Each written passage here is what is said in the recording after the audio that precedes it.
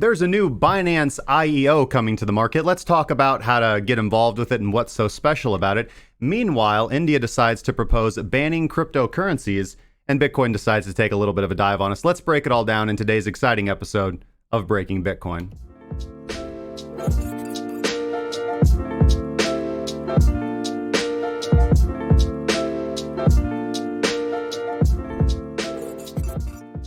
Welcome to Breaking Bitcoin, recorded live July 22nd, 2019. It is Monday, foul year of our Lord, your daily source for market updates, news, and sentiment for cryptocurrency traders. My name is Justin Wise, lead analyst and senior mentor at crackingcryptocurrency.com. Hopefully you guys are doing absolutely fantastic wherever you happen to be tuning in from, and whether you're watching us from across YouTube, Twitch, D Live, Facebook Live, or on Roku at the Investor News channel. If you guys want to support the show, make sure to follow, share, subscribe, and engage in the live chat and hit those thumbs ups button. We've got a great show for you guys today. I seem to be a little overexposed on the camera, so I just need to go into my camera settings real quick and turn that down.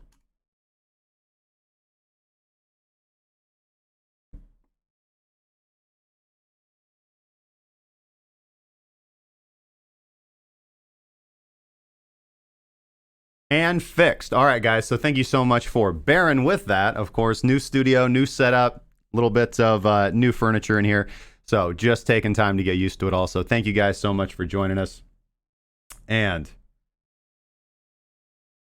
checking the chat out, see how you guys are doing. I think it's a good time to give a big shout out to Andre. There's a lot. We had a lot of new subs. So thank you guys, by the way, for coming out and supporting the video that we published over the weekend, which is Bitcoin margin trading. Margin shorting and leverage explained by a professional trader. So make sure you guys go check that out. There's a lot of newer traders and even experienced traders who struggle with the concepts of leverage. And I think that video is going to be really helpful. It's a highlight from a great session that we had here on the live stream. But I want to thank Andre Clawhammer, Kevin, Darian, Chris, Hamza, John, Cody, Abs, Ali, and that's a big name, but I'm going to try it. Adatokumbo. Yeah, pretty close.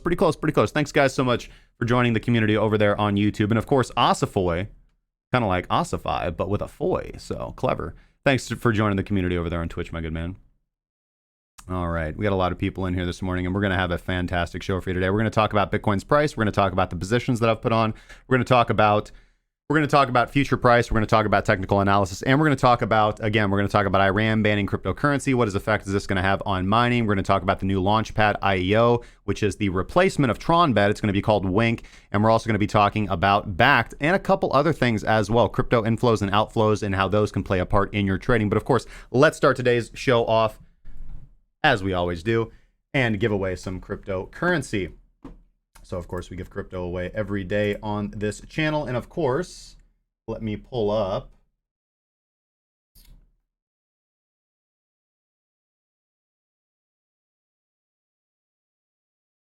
the other day's video.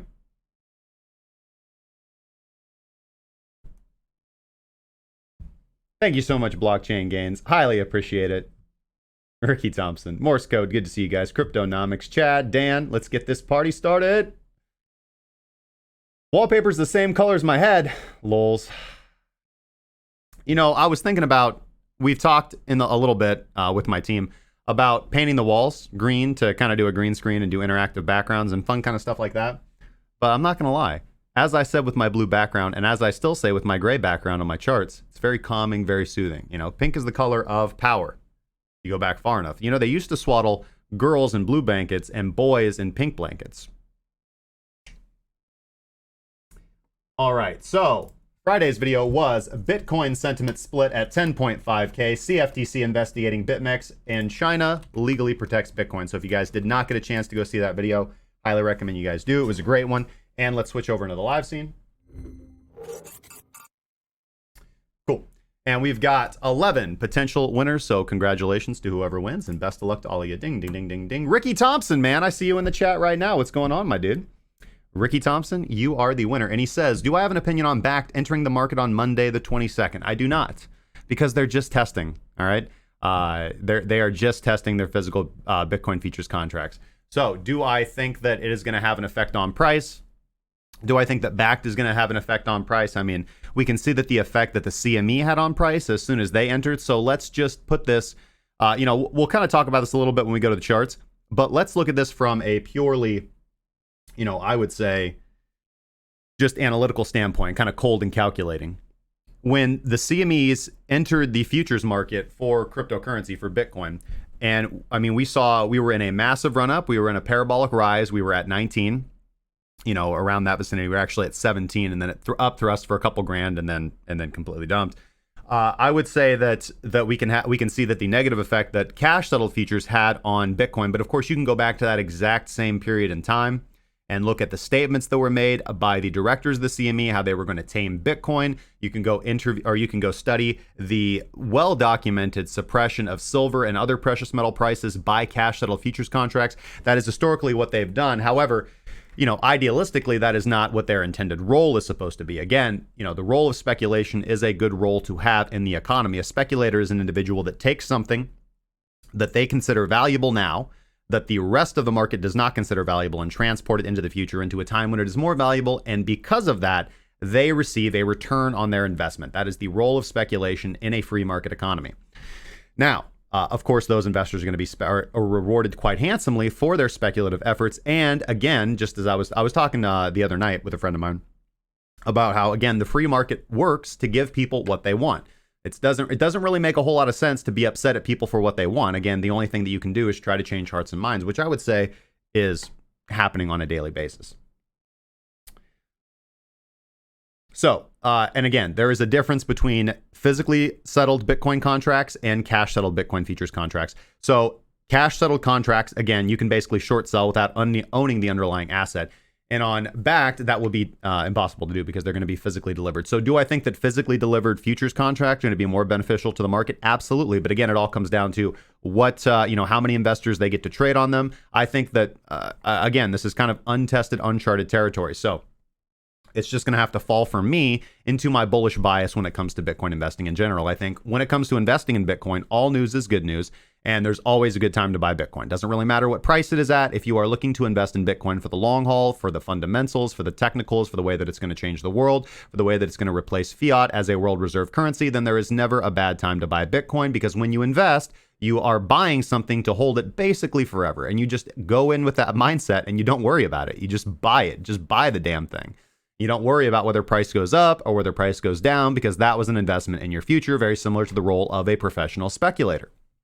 Because when you do that, when you buy an investment, you are acting as a speculator, and you are transporting something that is not valuable now into the future, right? And you've got to wait for the future. You can't just do it now. Now, as a trader, that is completely different. So there's trading hat and investor hat, right? So I am both an investor. That is what I do with my long-term funds. That is how I plan for my financial freedom. That is how I have planned for my financial freedom. And I'm also a trader, and that is how I make my active income on a monthly basis and pay my bills.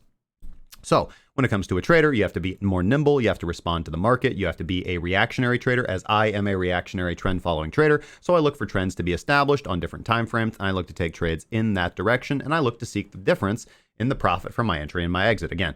But that is different from investment. So from a trading perspective, we don't trade news. It's very impossible to time news. Everybody who tries to time news or news events on market price is generally wrong almost all the time, almost ever. But when it comes to investment, it's good news, man. It's great. It's going to be awesome.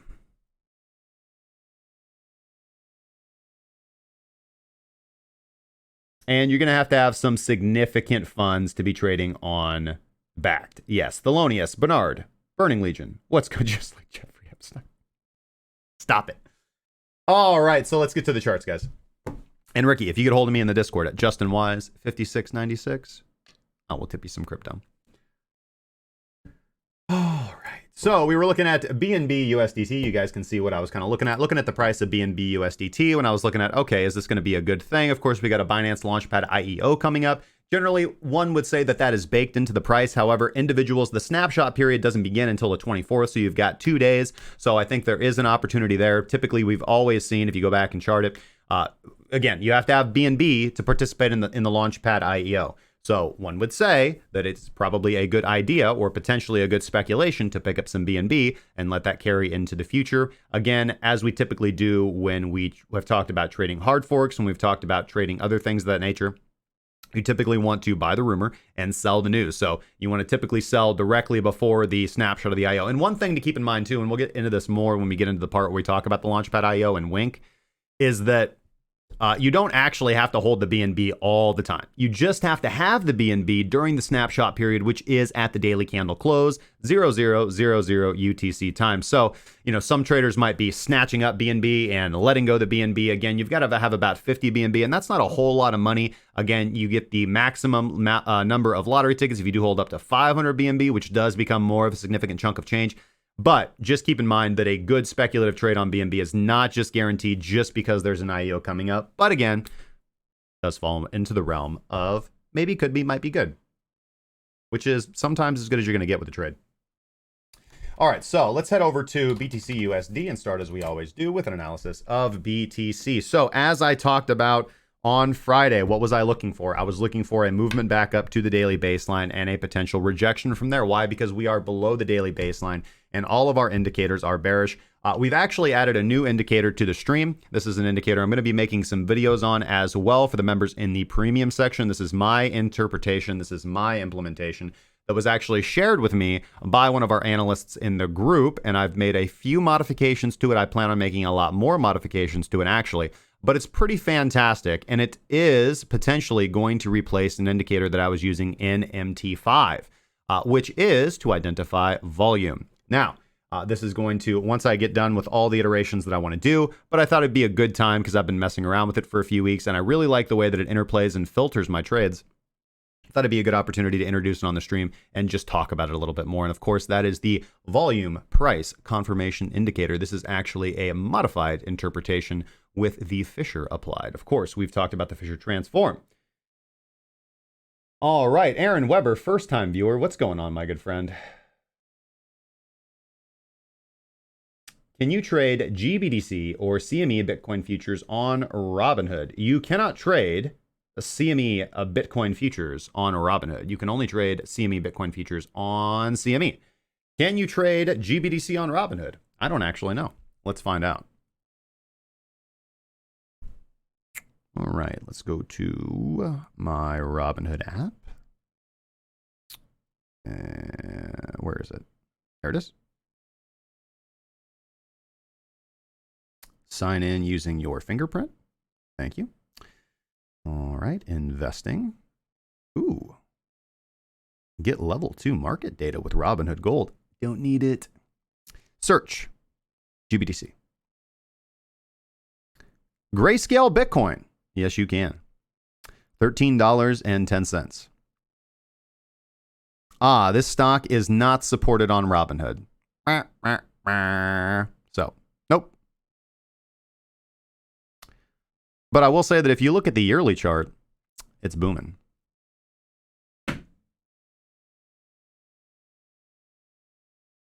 Only $30 per ticket. Binance sucks more and more. Yeah, it's pretty much a joke, man. I'm not going to lie. I enjoy fishing as well, man. I enjoy fishing. Fishing for Bitcoin, that is. Let's get to the chart. So on the daily time frame, we can see that that did happen. We did come right back up to the daily baseline, having a good rejection, having a good activity from there. Again, we kind of talked about a little bit about how bullish consolidation at resistance can often be a good thing. But again, in the overall structure of where we're looking at it is more safe, as always, to be looking for those trend following trades and be looking for that re-entry back into the trade. And as I said on Friday, I thought the trade was to the downside and was proven correct. So consolidation at the daily baseline, having a pretty significant movement to the downside. Couple got, I think this is after a pretty steep movement to the downside. As I posted earlier, I think this is obviously an opportunity to be looking for those LTF scalps back up to the upside. And if we go to the hourly chart, we can see that. So big movement to the downside, and we get that nice swift movement back up to the upside. Now, what do I think? In my mind, this would obviously be an opportunity to re-enter into a short trade. Why? Because the daily is bearish. We have rejection from the daily baseline on the on the daily time frame. And if we come down to our lower time frames, we can use those same metrics and look for those same areas to be re-entering into those positions. Now, again, individuals that are shorting the bottom are going to get punished. We're going to see short liquidations right here, as everybody that tried to short that movement to the downside, which was the wrong thing that they should have tried to do, get liquidated. Wally, man, thanks so much for the $14.99. He says, great points responding to Bakkt. Did you say re at me, bro? Did you just re at me, Wally? Just kidding, man. He says, I only go long. I'm anti-betting against things. But one thing I get from CC is balanced view and a full trading vocabulary. Learn, earn, and don't get burned. Well, shout out to you, my good friend, over at Gunbot University. I think you guys can still use that discount code, Cracking Crypto, to get a discount on your checkout over there at Gunbot University. So thank you so much for your continued support, Wally, and I hope you're crushing it over there in Botland. Okay, so on the hourly chart, going to the hourly here, I mean, this obviously looks like an opportunity to get back into a short just from a risk-reward perspective, as I posted the members in the group. You know, one thing that I'll point out here, and we'll go over to the XBT USD chart actually to point this out, which is exactly the setup that I'd kind of talked about, was, you know, after we made this movement to the downside, often what we will see is longers get punished on the immediate attempt. So again, everybody trying to long off of this big momentum candle, which is not an unintelligent move for a reversal trader. You see a big momentum candle to the downside. You see a big spark of selling pressure. You see a period of lows, a logical area for stop loss placement getting hit. Obviously, you want to try and take price to the upside. Generally, I have found, doesn't always work, but generally I've found that they'll get punished. Again, as Magneto said in X-Men: The Last Stand, which is a terrible movie, but the pawns generally get punished first. Or, you know, in chess, the pawns go first, as we all know. So anyways, big movement to the downside, people trying to capitalize and taking the long position off of the close of this hourly candle. What I would have liked to see, I mean, I think the more logical setup for me would have been a second impulse wave of selling, tapping this low right here, which is where we can see the price bottoms. Kind of, I guess I don't really see a whole lot of confluence with previous resistance, but as we can see here, it kind of falls into that range. But anyways, that's what I'd like to see if you were looking for a reversal long scalp. I think that would have been a better fill, of course, but market entering in this situation did get you for a nice intraday trade. Price moving up to currently 10,343. So getting an entry off this would have put you up about 1.46, which was a good intraday scalp. I know that one of our other analysts in the group actually took that particular trade. Da Vinci, shout out to you, my good man. Make sure you guys go follow him over at Crypto Da Vinci on the Twitter. He's crushing it on a daily basis for us on Twitter and up in the premium group as well. So anyways, a lot of guys following along with him, and overall pretty good movement. I went ahead and once I started seeing this movement to the downside, I was in some altcoin positions. I went and exited those, and I'm pretty comfortable to do that because I was able to close out all my open positions at a decent profit and just lock in what I had. Obviously, we had Raven BTC to the upside. We also had Theta USDT to the upside. And so locking in those profits and letting go a few small losers like LTC USDT and BNB USDT. So just letting go of those. But again, that BNB USDT could be considered a more long-term positional trade, especially given that, BNB is, BNB, so BTC, Ethereum, BNB, that's about it. If you are a newer trader who has experience in things like trading the CME, trading the E-minis, so you're looking at things like the S&P or the SP, the NQ, the Dow, the Russell 1000 maybe, or if you're used to trading Forex or you're used to trading your larger pairs, obviously, all the major Forex pairs, so you're used to trading, the euro pound, the euro pound, the dollar euro, or the euro dollar, excuse me, and the Kiwi CAD, all your major, foreign currency pairs instead of your exotic foreign currency pairs. When you come into the space and you're looking for, okay, well, what are the most liquid pairs for me to trade where I can day trade and have volatility there and liquidity there to fill, relatively large orders? Your markets are going to be BTC, Ethereum, and BNB, right? Your other major alts are going to be there, but again, they trade differently, right? They trade differently. You're going to notice that BNB, Ethereum, and BTC have their own nuances from a day trading perspective, and just about everything else moves fairly well in tandem, man. Fairly well in tandem, and I think that's why adding an indicator like the VPCI, can be really helpful, especially if you do that idea that I was talking about. Again, I talked about this last week about doing making a ticker symbol. About making a comparison indicator where you are looking at basically all large sats, all mid sats, all low sats. Because if the altcoin market is bullish, if the Alta BTC market is bullish, then pretty much the entire Alta BTC market is bullish. Now, of course, there are individual opportunities on each coin depending on what time frame you're looking at. But when you're looking for like daily swing trades, typically you want to look for, people will always tell you, and again, there's two schools of thought on this, but here's my personal take on this. One school of thought is look for the laggards, look to long the laggards, right? So if you see that a lot of the low sats are popping off, you're looking for the low sats that haven't popped off yet. In my experience, that is an okay strategy, but generally a better strategy is just identifying what are the strongest performers and just going long on those. Just going long on the strongest performers already. Why do you want to take a more risky bet thinking that the underdog's going to pull it through, because they usually don't. They usually, if they're weak, they generally just perform weak. They're generally weak performers. And again, I talked about this in a video that we're going to be publishing this weekend on altcoin investing. I actually talked about it earlier in the stream about fundamentals of altcoin investing. So when it comes to the stock market, I don't invest in weak stocks. I only invest in strong stocks, right? I like to invest in stocks that perform well in bull markets. Why? So because I know that I'm going to be dollar cost averaging into those stocks when the bear market comes. So just so you guys are aware, I fully believe that the market is going to correct anywhere from 30 to 50%, maybe even more. And that's an opportunity that I am eager for so that I can buy into the market. If you guys go back to our last financial crisis, 2008, 2009, the market insanely dipped, and anybody that swooped up stocks or dollar cost averaged in instead of selling at the bottom, everybody talks about how pension funds went absolutely broke. That's because a lot of fund managers sold at the bottom where they should not have. They should have doubled down. Of course, individuals who let their Bitcoins go in the bear market tend to get punished when it comes from an investment standpoint. Now, when it comes from a trading perspective, again, you want to be short. You know what I mean? You want to be short. You want to be taking like a ninja, like a nimble ninja, taking all the opportunities that present themselves to you. But I just want to make sure you guys understand that if you are an investor, then you're in this for the long haul, and you just don't sell. It's that simple. You just don't sell. It doesn't matter whether it's stocks, doesn't matter whether it's Bitcoin, doesn't matter whether it's real estate, doesn't matter whether it's a franchise. You buy something that's valuable, you buy something that's quality, and then you don't sell it. And if price goes down, you buy more. And that is, I mean, if my life is anything to show for it, a pretty good method for success. And again, I have just learned from the individuals that I have seen be successful investors, be successful traders, and modified their approaches to fit my own needs and applied my own nuance on top of it. And that is how I have found the success that I've had. All right, so getting back to Bitcoin on the daily. As we can see, that intraday rejection from the daily baseline. Wadatar explosion has a rising explosion level. The red column printing above it. We never stopped printing a red column above the explosion line, so no early exit signal from Wadatar explosion. CCI remains below the zero line. Minx remains below the zero line, and just as I said, I was looking for an opportunity for Minx, like the Fisher transform, which we go over this in a premium webinar about wave theory and the Fisher transform and strategies on how to trade it. Looking for that Minx to top below zero, to reject from the zero line on an attempted retest of that zero line, and again, rejection from it. And as we can see, what is VPCI telling us?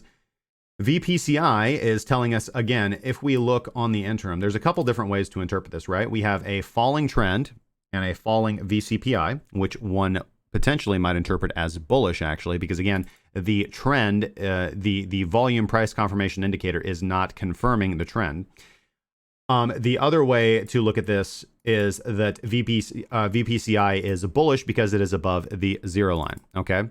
But anyways, this is a potential filter that we can apply. Now, if we click on this and we apply the Fisher, the other way to interpret this is more bearish if we're looking at our Fisher interpretation, which smooths our results out and gives us a closer bead on what's actually going on, which is the VPCI crossing below the zero line, indicating that the trend has turned bearish. Now, what would be really bad to see, what would be really good to see in the fact of a bull market or a bearish trend, a bear market or a bearish trend, is to see price moving down and VPCI moving up. That would indicate strength in the bearish momentum to the downside and increased selling pressure, and that the volume price confirmation indicator is confirming the trend. So definitely an indicator that you want to play with and look for exactly how you want to interpret it.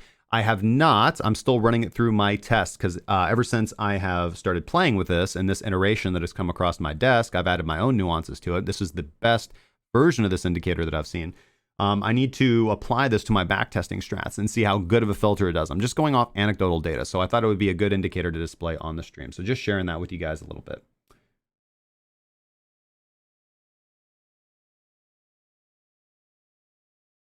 I associate quality with utility. Dash has more utility than BTC. I got nothing, man. I got nothing here, man. All right.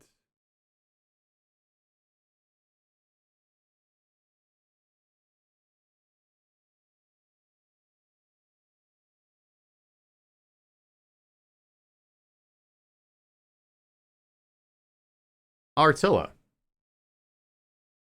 Well, we're running a little behind this morning because we had to reset back up the studio, but actually, let me take a look for you.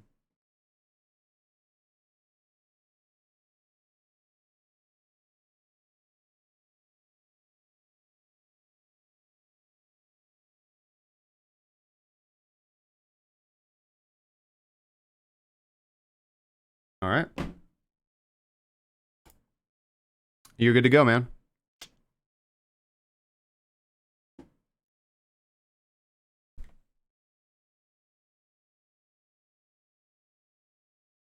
Rickie Thompson says, newbies I find, they fall for the hype and end up buying ZERP, and over time do not want to sell because they are holding a bag and they are not open to explore other options. They should be here first. Right, and then they go on Twitter and they're like, XRP Army for life, homeboy.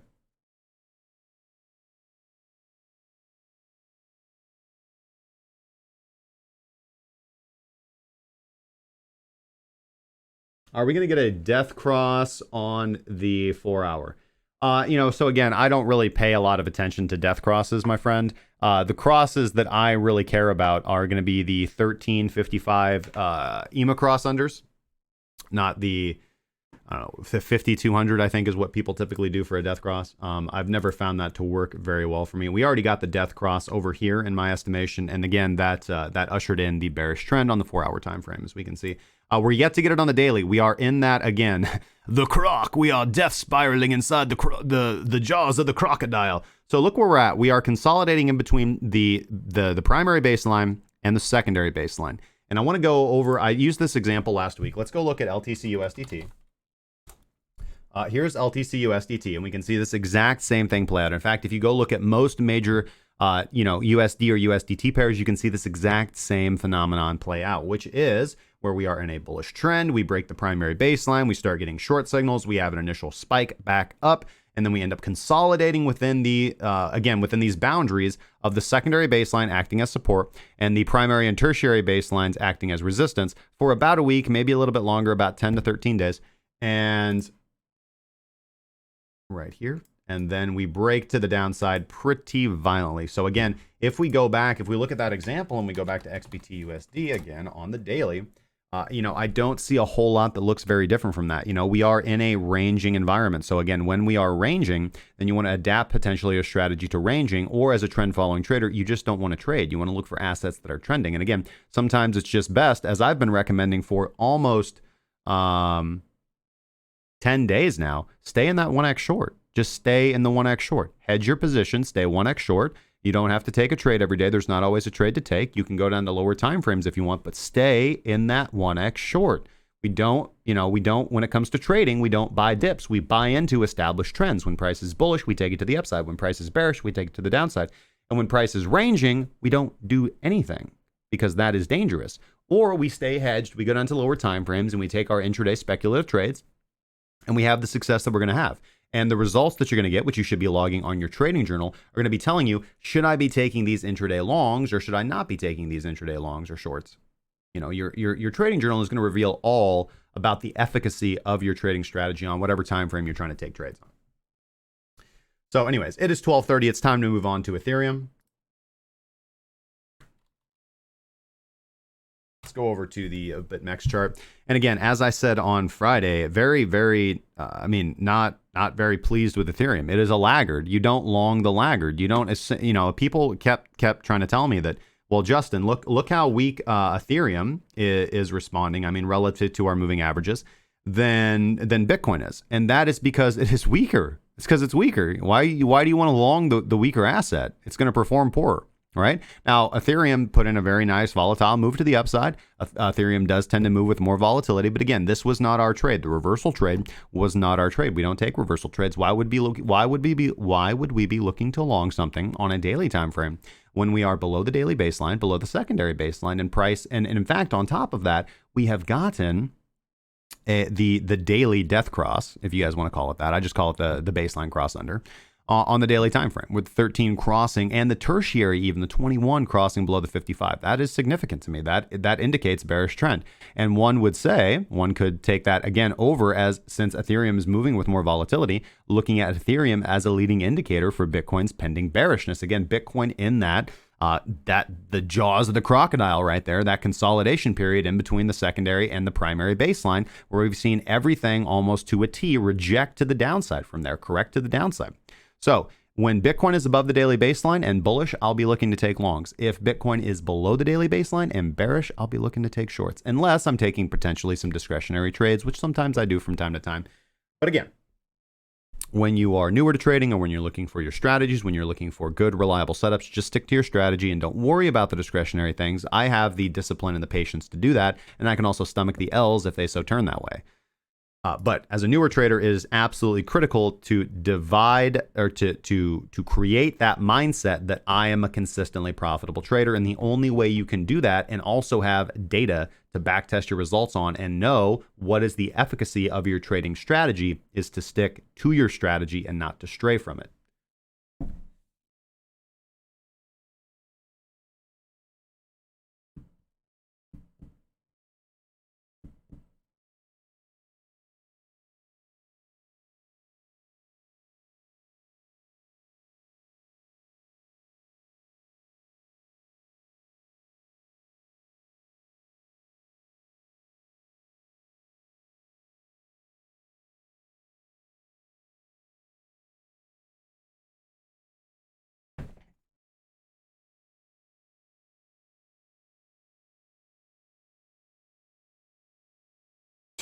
Dr. Angie, because I am a girl.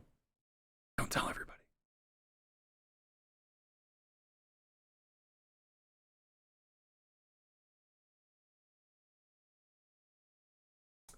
DIY guy. I am a resident troll on every channel I visit. Maybe I'm shadow muted. Are you? I don't know. I don't think so.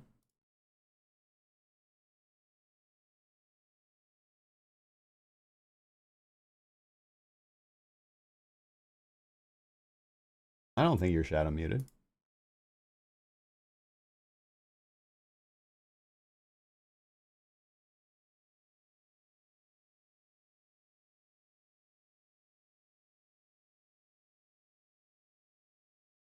Thank you so much, Crypto Beginner. Hope you're doing well too.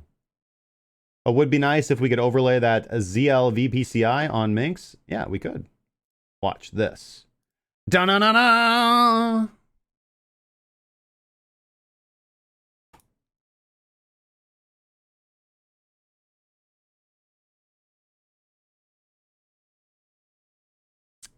Yes, we could. Yes, we could. There's all kinds of little iterations of this I've thought up in my head.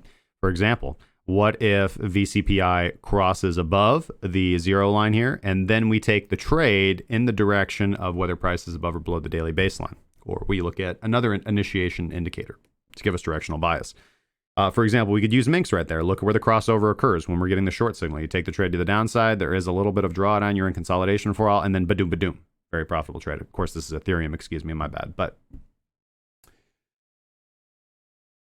oh no, not you. By YouTube Incorporated. Well, you got that partnership, man. So you just got to hit him up. Hit him up. Hit him up. Thoughts on Litecoin, the leading bull market indicator? It's bearish, man. But we'll definitely take a look at Litecoin here after Ethereum. All right, so again, I talked about, looking for any and all opportunities basically to short, looking for that rejection from the zero line, which we seem to have gotten. Let's kind of see what, if any, follow through we have on this. Wadatar explosion remaining bearish. We never became unbearish for the first time, printing a new trend down bar above the explosion level. Explosion level is still rising, meaning that the Bollinger Bands are still expanding, meaning that the price movement is still happening, right? So we haven't gotten a decrease in volatility, basically, is what Wadatar explosion is telling us here, based on the sensitivity. Now, again, we now have a rising trend line when price is bearish. If we look at our VPCI, again, price when this rises, it is indicating strength in the trend to the downside. We have a bearish trend.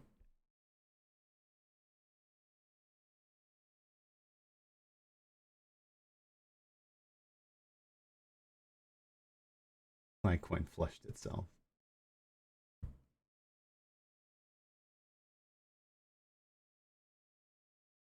Oh, that's funny, Scott. Did you really? Ha! You guys go over to our Twitter and let me know what you think. Who talks faster, me or Crown?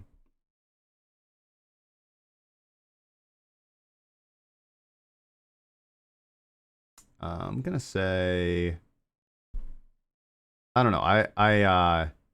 I like the videos of Crown that I've watched. I've watched about 2 full-length videos of his, and I've caught clips of the rest of his videos.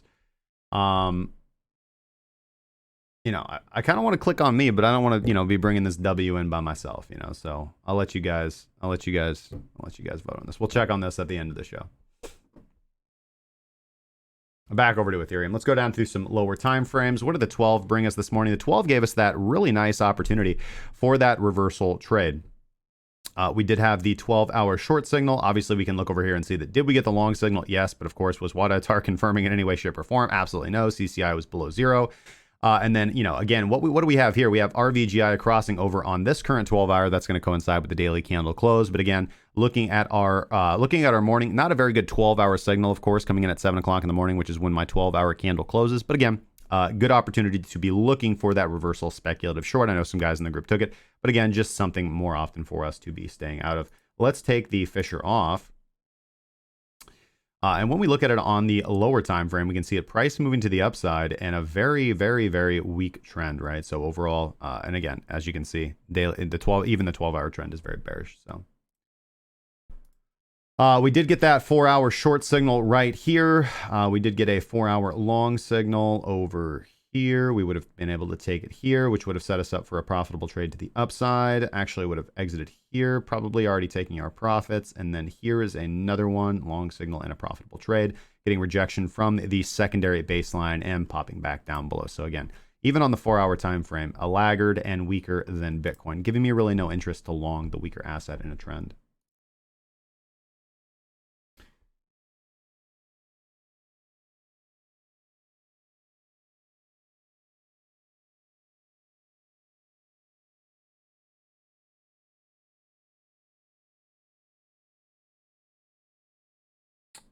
Well, thank you so much, man. Crown's winning already.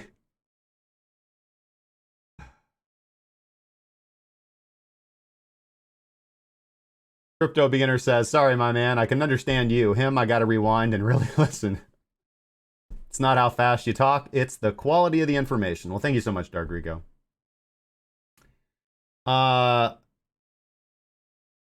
If Crown's cult knew about that poll, it would get denial of service error.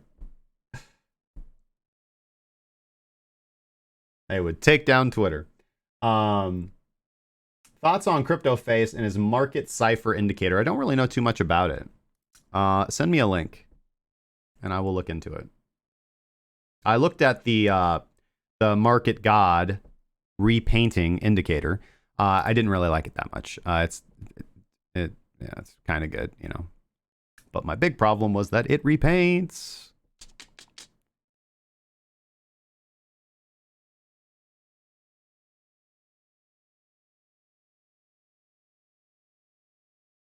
I agree, Thomas. All right, so nothing. I mean, just nothing super exciting coming on here with Ethereum. Let's go to the 1 hour again. Kind of very similar setup that I was talking about there with Bitcoin. The trade was there with Bitcoin, as I just talked about. Why are we going to want to long the laggard when we're talking about Ethereum? So when we're looking at these reversal trades, these reversion to the mean trades, back up to the baseline,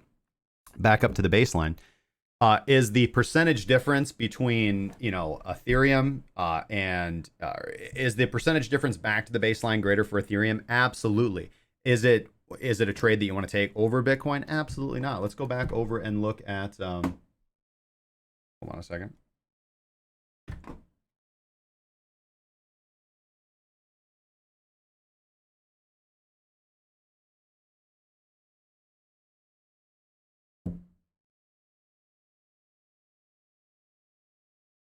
You know, let's go. If we go back over and look at that same hourly trade on XBTUSD here, I mean, we can see that. I mean, there, you would have already hit your TPs. Why? Because Bitcoin's stronger.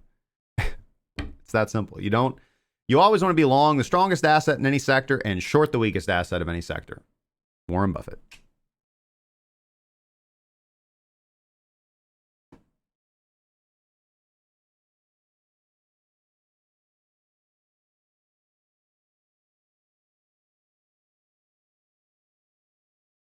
Funk the Freak says, check out the FOMO indicator. Send me a link. I'll check it out, man. Have I heard of VDub Sniper V3? I know FX Sniper used to make a lot of cool MT4 indicators. I've seen a couple ports over on TradingView. It is. Cypher is a signal service that's getting a lot of the YouTubers to promote it. Ah. Okay.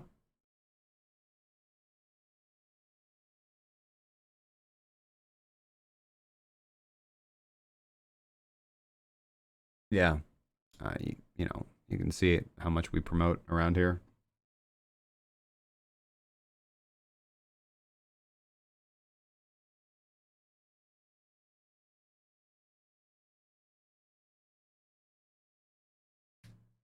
Tom Esla says, I like to wake up, drink some coffee, do a bump, and then watch Cracking Crypto on 2x speed. Ah! All right, guys. All right, let's get into Forex. Markets opened up last night. Let's go see if I'm, let's go see if I'm rich, or let's go see if I'm getting wrecked. Are they good for crypto? I couldn't tell you, man. I haven't fully back tested them.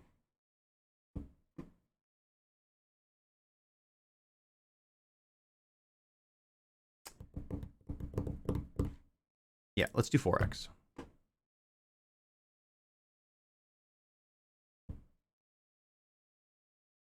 Go to the daily.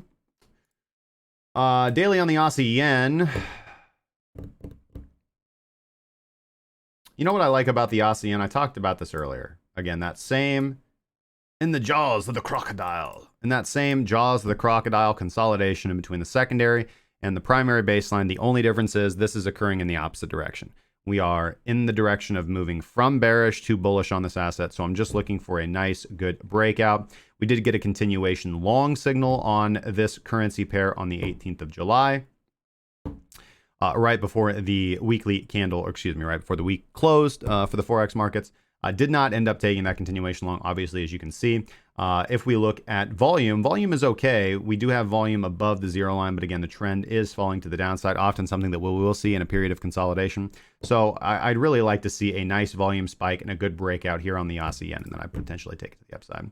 Aussie dollar, again, let's take a look at the Aussie dollar. Got the original long signal over here, a couple days of drawdown, and then price boosting up to the upside in this nice little stair-stepping method right here.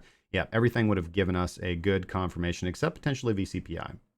And again, if we take off apply Fisher, yeah, we're going to get the same result, honestly. So, yeah. Let's go to the CAD Swissy. CAD Swissy throwing up a pretty good short signal right now. CAD Swissy throwing up a pretty good short signal. It threw up the short signal actually on this previous candle, but again, Wanda Atar explosion did not confirm that particular movement. We are getting the confirmation now on the primary signal, but again, that's not a trade that we want to be taking because we are probably, I guarantee you, too far below the qualifying line. Yes. So on a trade like this, I would be looking for a reversal baseline bounce on the Canadian Swissy, looking for that pullback back up to about, about 521, 522. And looking to take it from there, looking for that nice reversal bounce and re-entry into the short. CAD yen. Let's see here. We do have a CAD yen short signal. We might be taking this trade today on the CAD yen short, especially if I can see it kind of close below that secondary. I'd feel much more confident in that. But again, closing below the primary here, we don't get that. Actually, we do. We do. This was the day to take it. This was the day to take it. Getting in a little bit of a worse price now, but again, still valid. Swissy yen giving us a long signal on today's candle, so definitely be circling that one and looking for the Swissy yen. Euro Aussie, we did not end up taking this trade the other day because by the time the candle closed, we had closed back up inside, giving us the exit on our continuation short trade that we had taken over here. Okay, I'm not logged into my Wanda. So hold on a second, guys, because I would like to see my positions.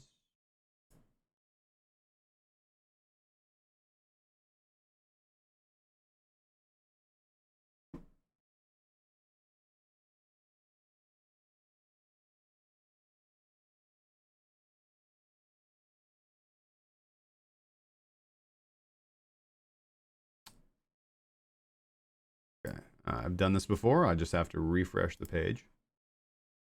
And then it magically works. Aha! Up 2%.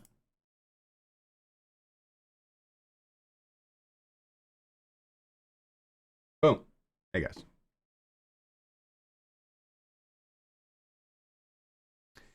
Okay. Starting over. Aussie yen. Canadian Swissy. Oh, we did take the Canadian yen short. Okay, good. Good to see. Took the Canadian yen short right here. A little bit of drawdown and back up in the P&L. Awesome. Looking good. Let's break that secondary. All right, Canadian Swissy. Look to take this trade up on the close of this candle if everything is valid. Euro Aussie, no trade. Euro Canadian, definitely no trade. Euro Swissy, no trade. Should have held on to that short for sure. Euro Kiwi, I've been holding this one short for quite a while. I think it's probably time to go ahead and set a trailing stop loss on this. Yeah, this is definitely a time when we want to set a trailing stop. So, okay. So let's go ahead and move our trailing stop loss down. Let's move our stop loss down to here for sure. Lock in that profit. Okay. And we'll set a trailing stop loss here in a minute. Get these scales merged. Let's see here. Trade. Create new order. Stop. I think I gotta modify this one.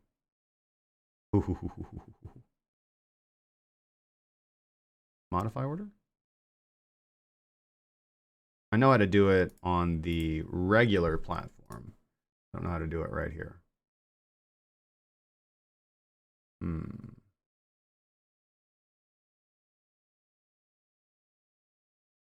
Yeah, I'll figure it out later.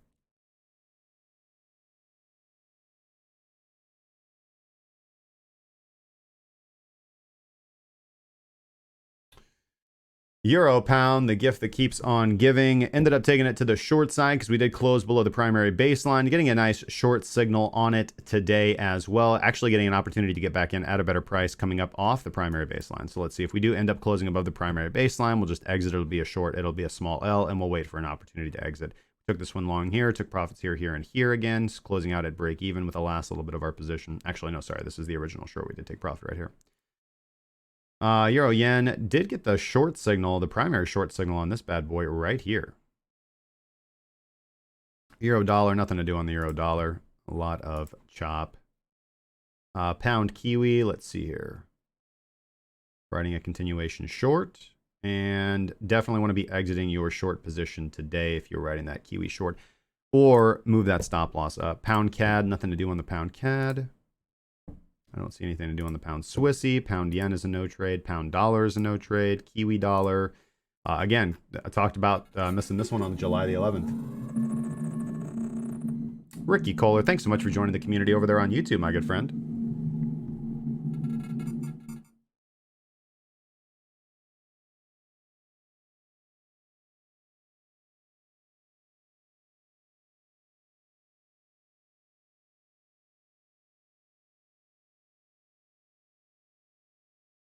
Do I have a rule of thumb on my stops as where I set them? Well, I set my stops always at the same time. Typically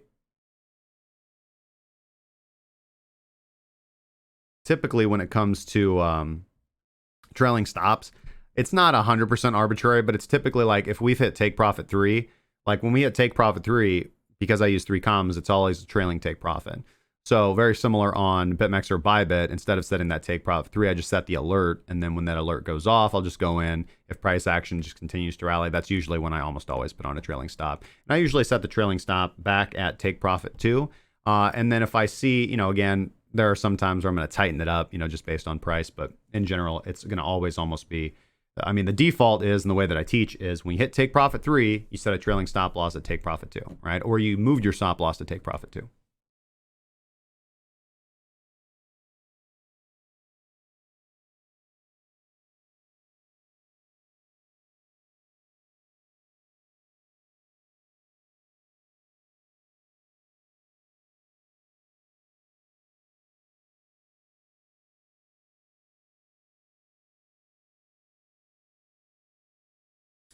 RK asks, did XBT-USD close above the daily baseline on Saturday? All right, so we're leaving off on the Kiwi dollar.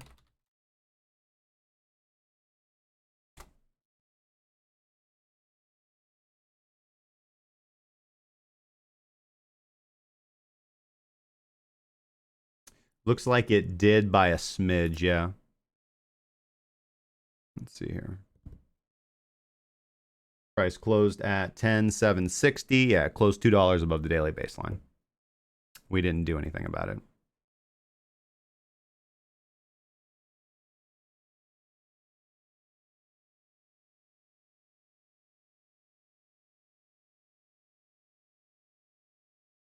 Let's see here. Mr. Hut QC, man, what's going on, my brother? Subscribing for 5 months with Prime, man. Thank you so much, my good friend. He says, hey, keep up the good work, my friend. Well, thank you, my good friend. And I hope you're killing it over there in Pine. Looking forward to seeing your new algo.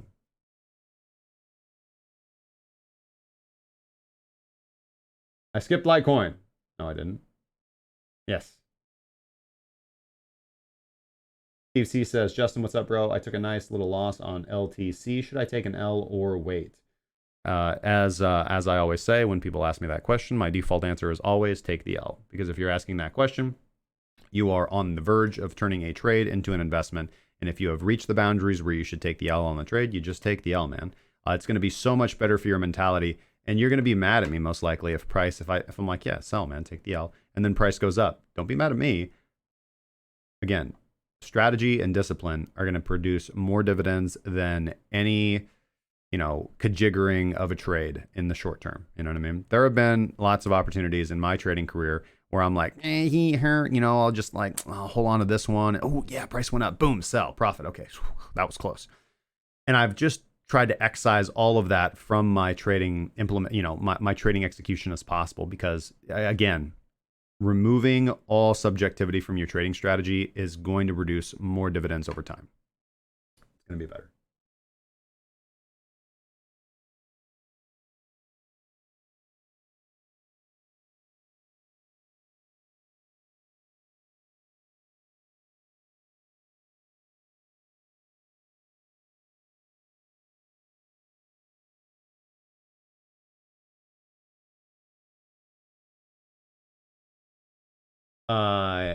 Brandon, it is subscription only. Yes.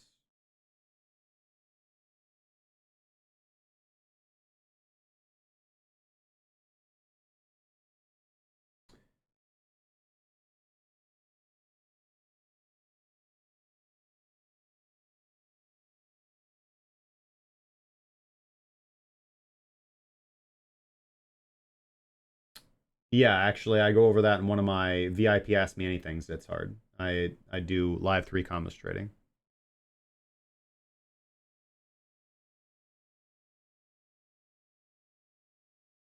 RK, because the baseline is just one part of my strategy. As I've said many times on the stream and as I teach all my students, just because price closes above the baseline doesn't mean we move into a long. All the rest of our strategy has to signal to go long for us to take a long. Look at what else is happening on that same day. CCI is below 0, Minx is below 0, and Wada Atar is actually printing a red bar above a rising explosion level. And it's a Saturday. Saturdays are always bullish with no meaning. Almost always. Bullish with no follow through.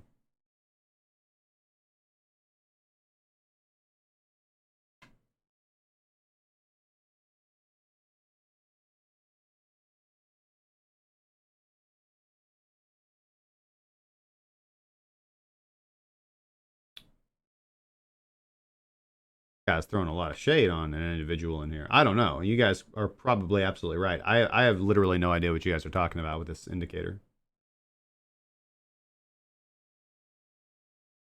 I stick to myself. Let's get back to let's finish up Forex, guys. Where'd we leave off? The Kiwi dollar, and then we're gonna be going to break. Took the Kiwi CAD long here, as you can see, up about 105 pips so far. Pretty good trade. Just be waiting patiently on this. Actually, let's go back to the Euro Kiwi. Yep, still waiting for an exit signal on the Euro Kiwi, but I will go ahead and tighten my stop loss up to my, so you can see where I took my first take profit here. And in Forex, I definitely want to be tightening my stop stop up to generally at least that level, but I'm going to go a little bit beyond because, again, I'm up 300 pips since I took this trade, so getting a little greedy.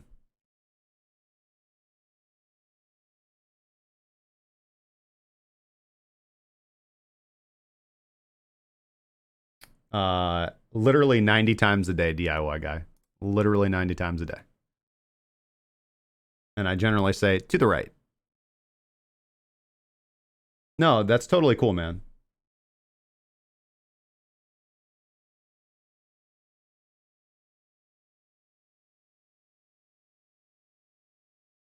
Am I currently short on Bitcoin? Yes. Yes, I've been short on Bitcoin for a week, longer than a week. Yeah.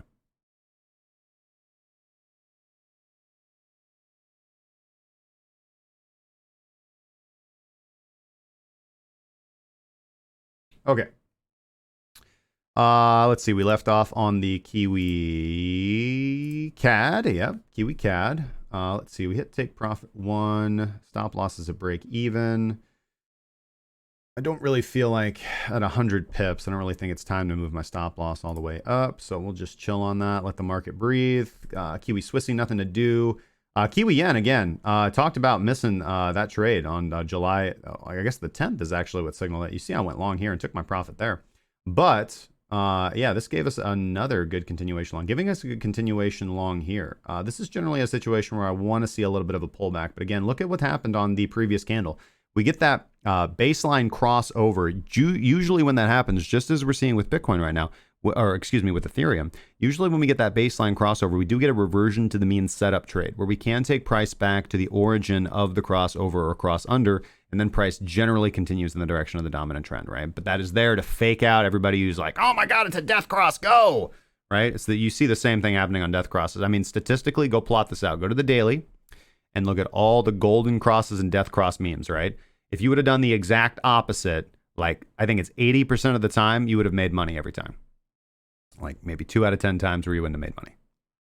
But basically, if you would have longed every death cross and shorted every golden cross, you'd have been good. Why? Because there's often after that a reversion to the mean setup, because that's a meme. That's something that's painted on the charts, right? It's something that's painted. And larger traders know that they're going to get a lot of retail guppies coming in and buying up golden crosses and shorting death crosses. And that's not what you do. That's why I use baseline crossovers and cross unders. Guys, it's called Cypherwave, DIY guy. Please, man. Come on, man. Come on, bro. Let me get some of that. Get that Cypherwave.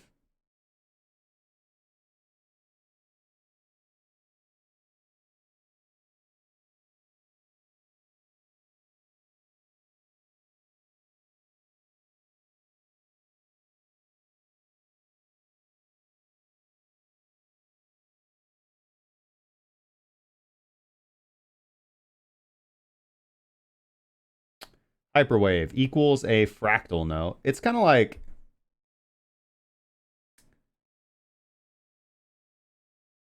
I mean, it's Elliott wave theory. You know, it's Elliott wave theory with pretty colors. To be straight up.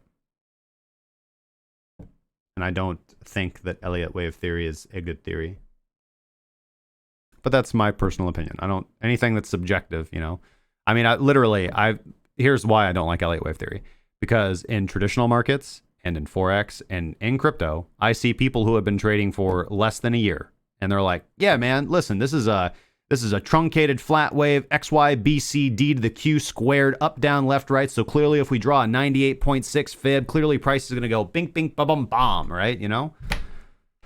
And it's like, what the hell did you just say, man? Like, how does that provide you with a setup in any way, shape, or form? And they just spin their wheels and just talk for like an hour about, you know, this is like almost every Elliott wave analyst I've ever heard. They're like, well, okay, so on the daily, this is definitely an ABC corrective wave. But if we go down to a lower time frame, this becomes an XYABQ corrective truncated pattern. But if we look on the weekly, oh man, you know, then, okay, now we got this moving average. Wait, there's moving averages here? Yeah, we got a moving average. And if we draw a fib from the moving average to the low of this previous arbitrary price level, we can see what is clearly the face of Satan. So we're going long.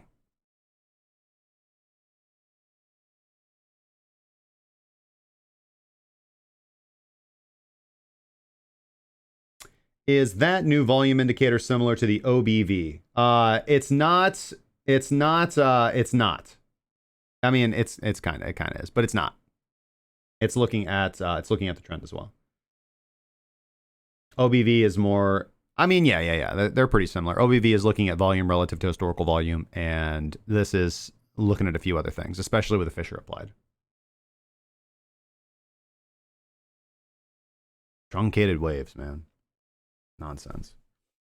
Especially if you look into like the histories of a lot of these like Elliott wave traders, and you look at like, okay, what were you doing prior to December 2017? You know, and now you're an Elliott wave analyst, right? You're a professional trader. Well, they're like, well, you know, never heard of them before then because they weren't doing anything. They just picked up a book and they're like, oh, cool. This makes me sound smart when I repeat it. Again, maybe I'm having like a little bit too much critical. It's 103. Scott, why don't you text me? Sorry, bro. Okay, we're going to go to break, and when we come back, we'll finish up Forex, and we'll get into the news, guys. So before we go to break, as a trader, selecting our exchange is going to be one of the most important decisions we can make, and as a professional, I am often asked what metrics I use to evaluate an exchange, and I always say the same thing. That is security, ease of use, and customer service. Now, I've made the switch from BitMEX with the majority of my Bitcoin futures trading to ByBit because they satisfy all those requirements for me. Their security is the same as I would get with any other platform. It is their ease of use and customer service, really their customer service, that really made me want to do the switch after seeing how, I mean, I say this a lot, man. I say this a lot, but it's because I really mean it, dude. Every single person that has come to me with an issue on ByBit, I tell them to go to customer service, and customer service solves the problem. They've refunded money. I've seen them refund money. I've seen them fix wallet problems. I've seen them fix bad deposits. Nothing that any other exchange would do. So again, if you want to trade Bitcoin futures and you want to have the same experience that you're going to get, even a little bit better, because they've got a lot of good features they're going to add down the road, but you want to have good customer service, the best literally that I've found on any crypto exchange, you guys can go check out ByBit. You can use bybit.crackencryptocurrency.com. If you use that link, ByBit will give you up to $60 in free margin to test their platform out.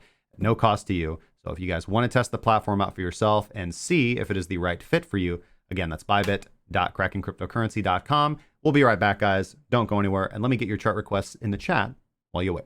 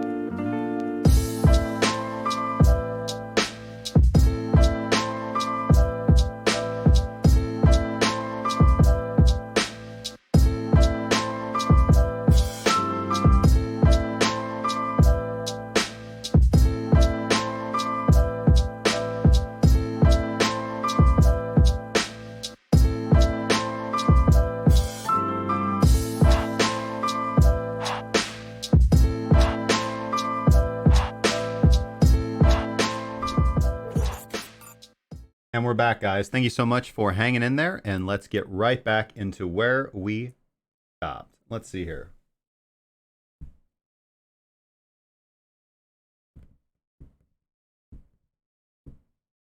What's the name of the knowledge guy? That's Ty Lopez.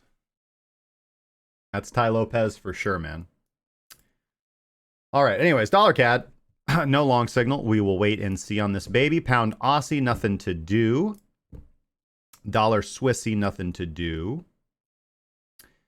The dollar yen price moving back up to the daily baseline. Held this trade here, opened it up here. We were right above the qualifying line. And we'll just wait on this baby to come back down or take the L. Aussie CAD. Ooh, just a few pips away from my take profit one. Come on, Aussie CAD. Let's go, baby. Aussie Swissy, nothing to do on the Aussie Swissy. Was looking for that short signal, but we're not getting it yet. As you can see, I had circled this as a chart of interest. Here's something to kind of pay in mind. Talking about that same consolidation pattern, and this is why it's so important. We just talked about this on the Aussie yen. And it's so important to be watching for that actual breakout movement with volume, to be looking for a trending trade to the upside, because as you can see here, price moving to the downside, looking to break below the daily baseline. So always being cautious, not trying to, kind of hop in before the movement actually comes, before your indicators actually confirm that you should take the trade. And watching the dollar yuan very closely. Now, I do think, again, same kind of pattern here. I do think that this is going to consolidate. I think that this is going to actualize to the downside. That's a fundamental belief of mine. Doesn't mean it's going to, and I'm going to trade the technicals, but I am chomping at the bit to go short for another dollar yuan short. All right. As you can see, took the dollar yuan short here, had this nice short wick here. Wished I would have got in here when the actual indicator signaled short, but this is prior to my actual foray into retrading Forex. So I digress. So that's Forex for us, man. That's taken care of. Hopefully, you guys, that was helpful for you guys. Ty Lopez and CNBC is the market top indicator for me. Right on, man. All right, bring back up the chat over here.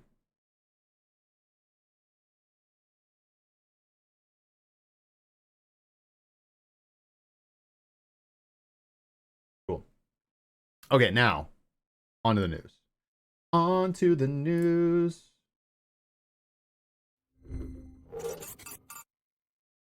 Okay. So we've got some good news to talk about, guys. Let's get down into it. Oh, you know what? We did skip Litecoin. So let's go to Litecoin. Sorry. Let's do Litecoin and then we'll get into the news. My apologies. That means we got to switch back. LTC BTC. And then we'll look at the dollar pair. LTC BTC, man, does not look good. We had this nice movement back up to the daily baseline, rejection from the tertiary baseline a couple of times, giving you a good, nice optometry of you set limit orders up there at the tertiary baseline, and price moving to the downside with Bitcoin sneezing, as it tends to do, as all major pairs are going to react. Doesn't really matter to me that price is somewhat objectively lower than where we've been. I think that we would have quite further to go if we're looking at this low area right here. Let's turn off magnet mode because that is annoying me. This low area, if you were looking for an objective area, I think to be looking for an entry into LTC. Of course, if this does end up breaking above the daily baseline and giving us some nice bullish potential, we'd be looking at taking that trade. But CCI remains below zero. Minx has given us some conflicting signals, and we are getting that short signal with Wadatar explosion, basically keeping us out of the trade on the daily. So I don't really see anything here that is attractive for me to be looking to take, to be quite honest with you, man. And again, we can see VCPI doing that kind of consolidation, bounce hop around the zero line there as well. LTC USDT. LTC USDT, again, you know, as with most things, here is that example. I use LTC USDT because I think it's a great example of that, you know, Jaws, the crocodile consolidation break to the downside, depending on which way the dominant trend is at this point in time. Rejection from the daily baseline, and again, another good opportunity to be looking for that reversal short on LTC USD, depending on what asset that you're trading. If you're over there on Bitfinex or anywhere that you can take LTC USDT pairs to the downside, do not recommend that you trade on Bit7. I know that's a really popular exchange, but I think they're a scammy exchange, and I think if you keep your funds on there, you're going to wake up one day and it's going to be one broker all over again. So trade at your own risk.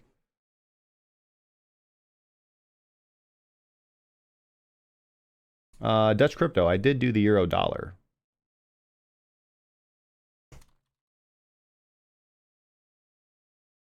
Let's go to Forex and euro dollar.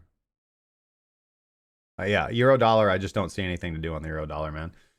Just a lot of chop and pop consolidation around the daily baseline. Big movements up, big movements down. I mean, this is the most manipulated currency pair out there, unless it's trending strongly to the upside. You know, I mean, just look at this thing. Look at the way this thing trades. You know, you want to be very cautious when you approach the euro dollar. There's so many good currency pairs out there to trade. The euro dollar is my least favorite currency pair to trade. I only trade the major currency pairs. I don't trade exotics. Yeah, man. I mean, this thing is just renowned for just screwing you. You know, if I had to look for a trade here, it'd obviously be to the downside. I'd be looking for shorts. But proceed with caution, man. Proceed with caution. Yeah, BCPI not throwing up anything good there on a Wanda.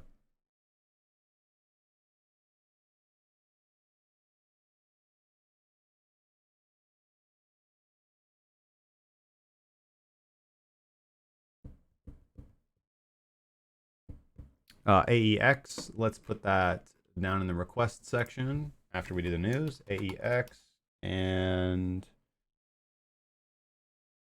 there's only one winner in the future, XRP. Yes, the winner in first crypto to go to zero. And AMEX. Yeah, sure, man. Litecoin analysis, I concluded that there is no attractive trade to be taking. I would be looking for shorts.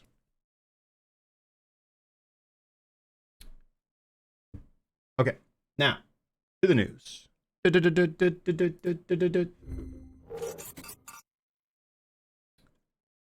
Okay, let's go to the kind of breaking news of the day, and this is coming in from India. Press release by the Department of Economic Affairs over there in India. Here's the link over there. All this will be linked in the show notes. You guys can get all that information at breakingbitcoin.money after the show is concluded. This is going to be our snapshot of their release. The government had constituted an IMC, which is an interministerial committee that was started on the 11th of February back in 2017. This is current news, though. I'll show you guys that in a little bit. The group's report, along with the draft bill, has been received by the government. This report and draft bill will now be examined in consultation with all the concerned departments and regulatory authorities before the government takes a final decision. In the report, the group has highlighted the positive aspects of DLT technology. The DLT-based systems can be used by banks and other financial firms for processes such as loan issuance tracking, collateral management, fraud detection, and claims management in insurance and reconciliation systems in the securities market. So basically looking at private centralized blockchains to do a lot of beefing up of their financial system that they're already doing. However, as for private cryptocurrencies, meaning what they mean by that is cryptocurrencies, right? So they're talking about permissioned blockchains or non-cryptocurrencies as we know them, as we use them in our colloquial talk. They're talking private cryptocurrencies. The group has recommended banning of the cryptocurrencies in India and imposing fines and penalties for carrying on of any activities connected with cryptocurrencies in India. So the group is recommending that the government maintain an open mind on other digital currencies, which when they say that, what they are saying here is permissioned non-public blockchains, so private blockchains. We're talking about JP Morgan coin. We're talking about Libra, okay? They're totally cool on those, but they are not cool with private cryptocurrencies. And again, what I mean by that is real cryptocurrencies. So, the bill has been proposed to ban cryptocurrencies. That's been filed. It hasn't been approved yet. Again, there's going to be a lot of debates before this actually becomes law. And again, this doesn't really surprise me. India is a fairly conservative country, but it is obviously unfortunate. Now, here is the actual. This is the press release from the website, and here's the actual website right here. If you guys want to go verify this for yourself, it is dea.gov.in. And you can see here, this is the Department of Economic Affairs from India. This is their official website of the ministry. And you can go see the press release and report and the full report right here.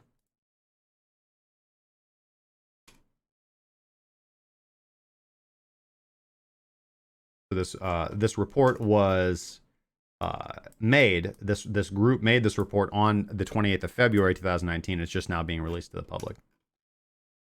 So here's all that they have to say here. There's some, I read through most of this earlier before the show. There's some interesting things in here talking about their approach. I think their opening here is fairly interesting. Other than Bitcoin, several other cryptos have emerged, including Ethereum, Ripple, and Cardano. As of date, there are around 2,116 cryptocurrencies with a market capitalization of around 119.46 billion. So interesting to note what market capitalization they're using there. Note that. And then they're talking about there are two principal ways in which virtual currencies are being deployed. One is as a means of fundraising, and the other is as a payment system. It says it is essential to note, quote, that as of date, no country across the world, however, treats virtual currencies as legal tender.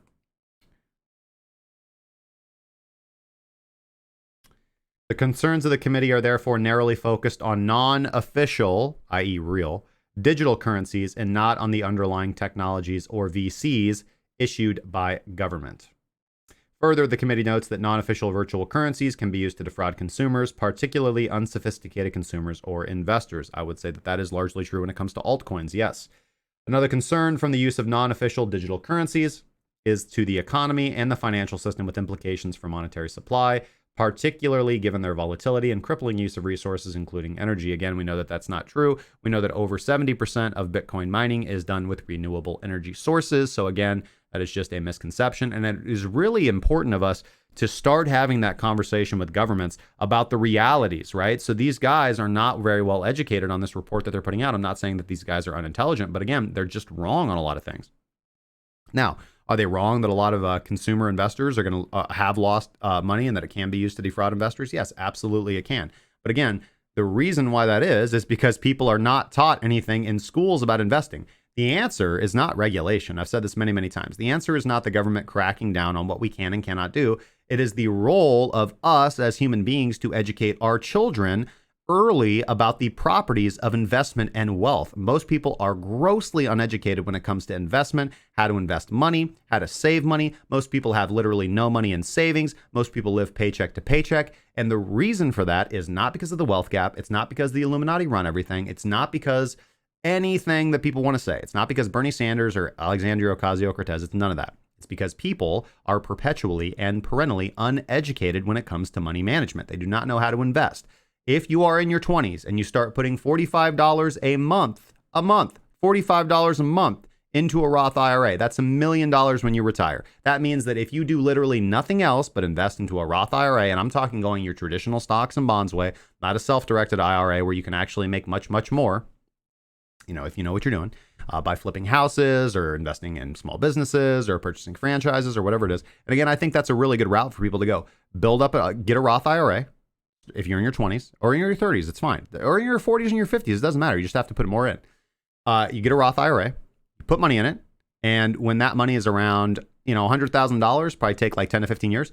When that money is a larger amount of money, when you can actually do something with it, like 100,000, then switch over to a self-directed Roth IRA, which you can do for literally no tax fee. Just switch over to a self-directed Roth IRA and flip houses or invest in something that you know. Buy a small business. Do whatever you want. Start up your own self-business. You can absolutely do that. You can start an LLC owned by the Roth IRA and self-direct your Roth IRA. And that money is going to make a whole lot of money. And make yourself an employee of the LLC, and now you can pay yourself. All right. So there's things like this should be taught in middle school, right, on how to invest money.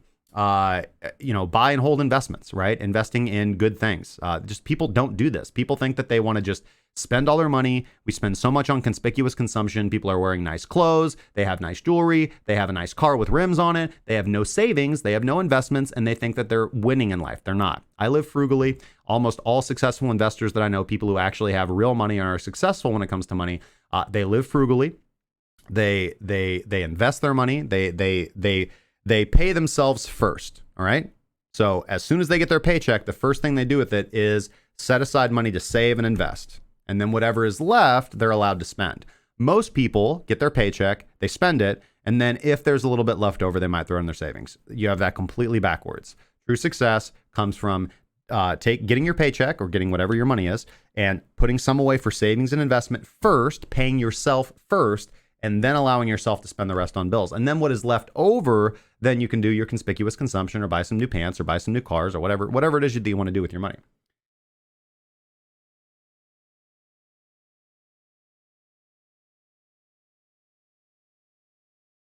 The best financial education was living on my own with very, very little income before I became creditworthy. I mean, I'll tell you guys, when I made the switch from working to trading full time, I mean, that was a massive head swing. I mean, I had to tighten the belt to make things work, but I tightened the belt and I continued to invest and I continued to save and I continued to put money back into the market. And over time, things worked out exactly the way that I wanted them to. Making ends meet is your first trading journal. I feel you, man.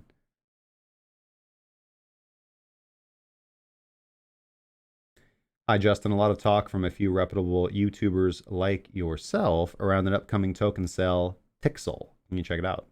I have not heard of this Tixel, but I will make a note of this. Tixel token sale.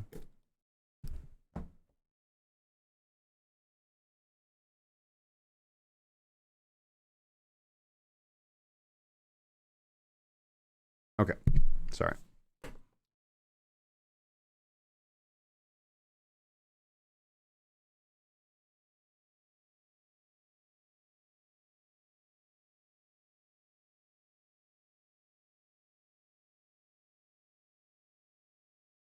What broker do I use for Forex? Owanda. But I actually am interested in checking out IG's new platform. Okay. Yeah, I got you, Scott. Yeah, we're going to have to end a little bit early today, so let's start running through these so we can wrap it up a little bit quicker. So all the links are in the show notes for you guys to go check this out. Binance Launchpad. So we've got Wink. So Binance Launchpad is supporting its 7th project this year for the Binance Launchpad. And this is going to be our first gaming decentralized application. This is going to be called Wink. It's going to be based on the Tron blockchain. Now, it is billed as a trustless, permissionless, and high-performance gaming platform. Now, the token sale will, as was the Elrond, be a lottery format. And the snapshots for the lottery are going to begin on July 24th. The lottery rules have been updated from the Elrond token sale. So basically, they've raised the maximum amount of claimable tickets from 5 to 25. Now, Wink had a previous incarnation as TronBet. It was previously known as TronBet. Now, TronBet is the leading gaming application in terms of active users and transaction volumes across all the blockchains. Not saying it's the most heavily used app. That's gonna go over to the die, but it is the most heavily used gaming decentralized application across all blockchains. So again, if this is something that interests you, then you want to snag up your BNB before the 24th because that's when the snapshots are going to start. You need to be holding the correct amount of BNB to get your tickets. If you hold 50 BNB, you're going to get 1 ticket. 200 is 2. Up to 500, you get 5 tickets maximum. And now I'm going to walk through the Binance Launchpad process. Now, of course, this doesn't matter to me because I'm an American. And keep in mind, I'm an American, so I'm not allowed to participate in Binance Launchpad IEOs. So if I say something that's wrong, please correct me or correct me in the comment section. But I'm going to do my best to talk about this. This is the post on Binance support officially. This was posted 6 hours ago. Now, how do you participate in Binance Launchpad IEOs? So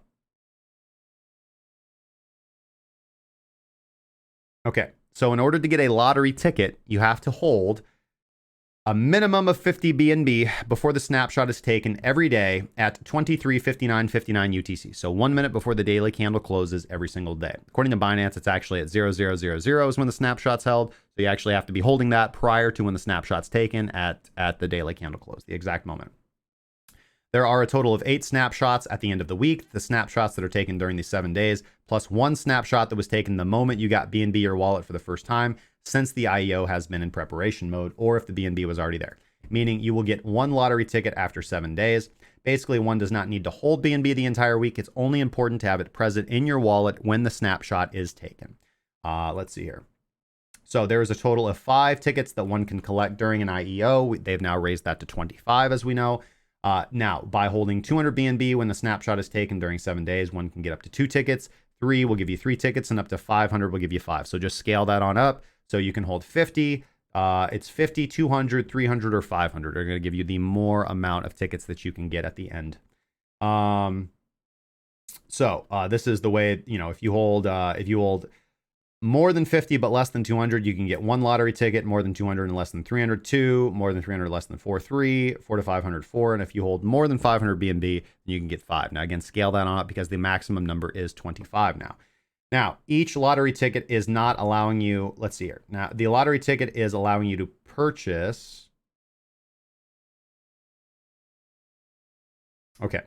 So the lottery ticket is not allowing you to purchase into the IEO. It is a lottery ticket. Remember, it is a ticket, meaning ticket owners will participate in a lottery draw, and the winners of the lottery draw will be able to participate in the IEO. So basically, you're going to be able to, if you hold BNB, you're going to get lottery tickets.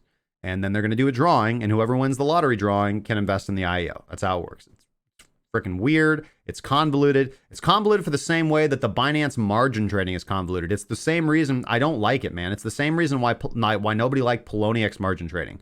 You got to go to a separate tab. You got to borrow BTC. You got to do that calculation. You got to go back out. You got to go back to the exchange. You got to put on the trade after the trade is done. You settle the trade. You got to go back. You got to pay the margin back. It's so stupid, man. Why? Why would you do that, Binance? It is the dumbest possible way you could have done margin trading. You could have done something really sweet and awesome by just making it like BitMEX. Take BitMEX's market share.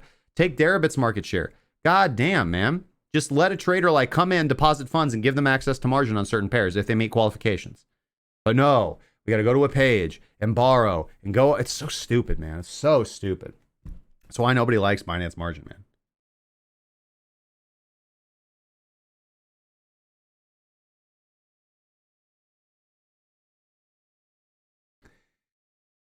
Let's see here. Now it is, I think they said $30 a ticket. So if you have, depending on how many tickets you have and you win the lottery, I think that you'll be able to invest like $30 times how many tickets you got. Not a whole lot of money. So, this is pretty lame, honestly. So maybe this is not a good opportunity to buy BNB because obviously overall, I think the reaction of this is fairly negative. So, all right, we're going to have to be wrapping up here in a few minutes, guys. Okay. Let's see here. So Iran to set electricity tariffs for Bitcoin mining. Well, the easy times are over for the Iranian Bitcoin miners. So we reported earlier on this channel that Iran has become a popular destination for Bitcoin mining due to the low energy costs, due to energy subsidizations by their government. However, it seems that that easy street is about to run out. Iran's Economic Commission has agreed to set electricity tariffs for Bitcoin mining activities based on the prices used for their electricity exports. Now, this is yet to be approved by the presidency. This is still just a proposal. We find ourselves talking so much about proposals, but governments are terrible at doing everything. It's always 10 years of talking and then 15 minutes of pushing it through while everybody's away on Christmas break. However, from what I've been able to gather, this is basically decided. It will be interesting to see where miners choose to go for their next destination. Undoubtedly, for these miners, after doing a cost-benefit analysis, we will see more Bitcoin mining emigrate out of Iran. All right, Bakkt. This is all I heard this morning when I woke up. This is what my inbox was full of. Man, Bakkt is launching today. What do you think about Bakkt? What do you think about Bakkt? Bakkt is doing this. Bakkt is launching. Can we go register for Bakkt? Are you trading on Bakkt? Bakkt launched testing today. Launch testing. That's it. That's all that happened. Please return to your regularly scheduled shorting Bitcoin on BitMEX and ByBit. That's it. That's it. Nothing to talk about. There's nothing to talk about. Bakkt didn't do anything. They still haven't gotten approval. But they're testing. Woohoo. Yay, Bakkt. Testing. All right. And one more thing to talk about is this. Now, this is a pretty interesting article. BitMEX. Outflows have been exceeding inflows since news of the CFTC's investigation into BitMEX for allowing Americans to trade on their platform broke the news.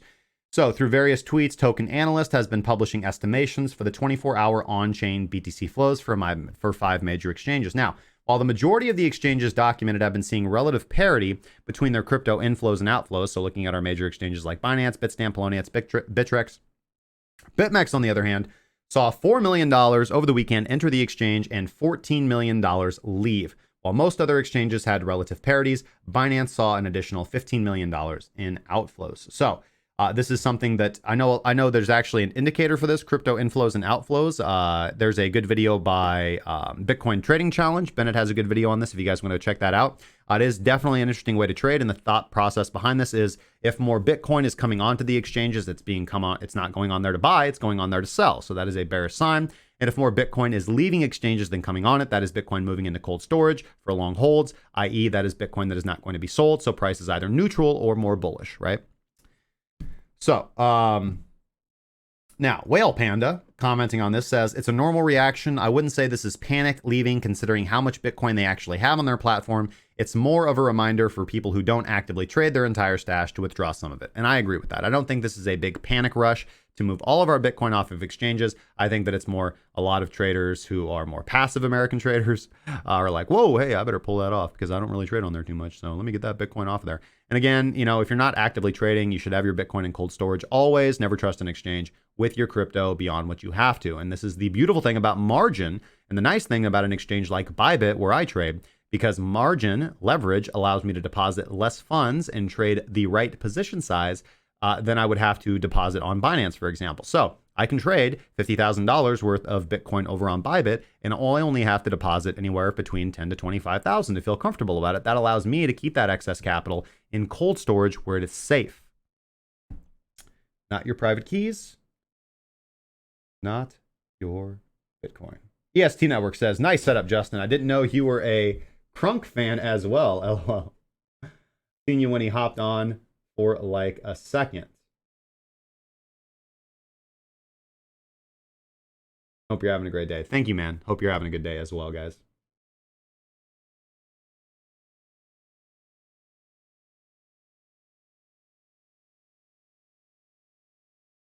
No mention of British merchant ships in the Iranian report.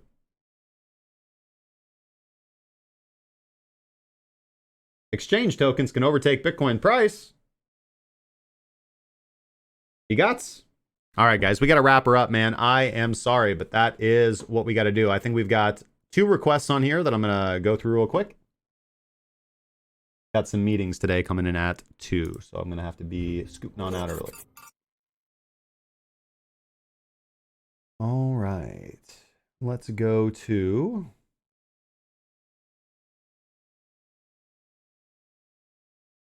we've got a request for AEX. The AEX Index. Let's see. I want to make sure. Yeah, we'll just look at the index. I think this is pretty good. The Euronext Amsterdam Index price is obviously bullish, man. We are above the daily baseline. We just recently had a pullback to the daily baseline. We are coming up and looking to trade and hopefully close above resistance. The market is closed right now. Actually, closed or delayed. I'm not exactly sure the nuance right there. Let's see here. We got a continuation long signal over here. CCI is above 0 on the daily. Wadatar explosion is actually giving us a buy signal with a green column being printed, trend up, exploding up over the rising explosion level. Minx is bullish. RVGI has crossed up to the upside. This looks pretty good, man. This looks like a pretty good continuation long signal. Now, obviously, we do have a little bit of concern in the form of resistance right here. So we always want to wait for the candle to close because we are coming right up to this local high, this swing high right here.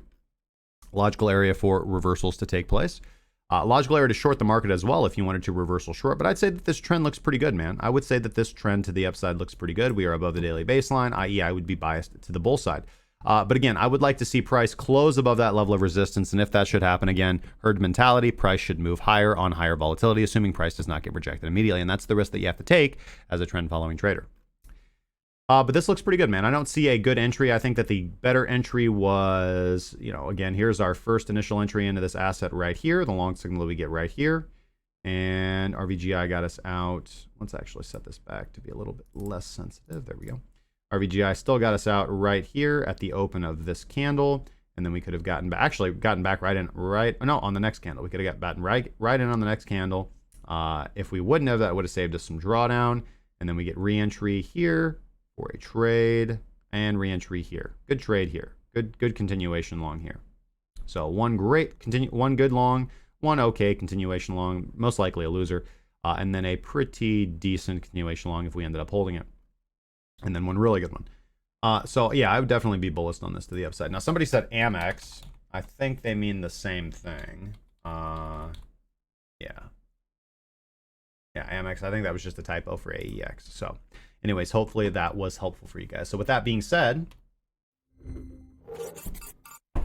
thank you guys so much for joining me for another episode of Breaking Bitcoin. If you guys enjoyed today's show, make sure to support the stream by hitting the thumbs up button, subscribing, or following wherever you happen to be watching our fine program. Head over to breakingbitcoin.money to catch the podcast and all end of show notes. And if you are a newer trader or you are looking to sharpen your skills, check out premium.crackingcryptocurrency.com to receive mentoring, access to our tools, access to our rules, and learn from our analysts and myself personally if you want to bump up your skills and see all that we have to offer. Again, that's premium.crackingcryptocurrency.com. Thank you guys so much for joining me today for another episode. I hope you guys have a fantastic day.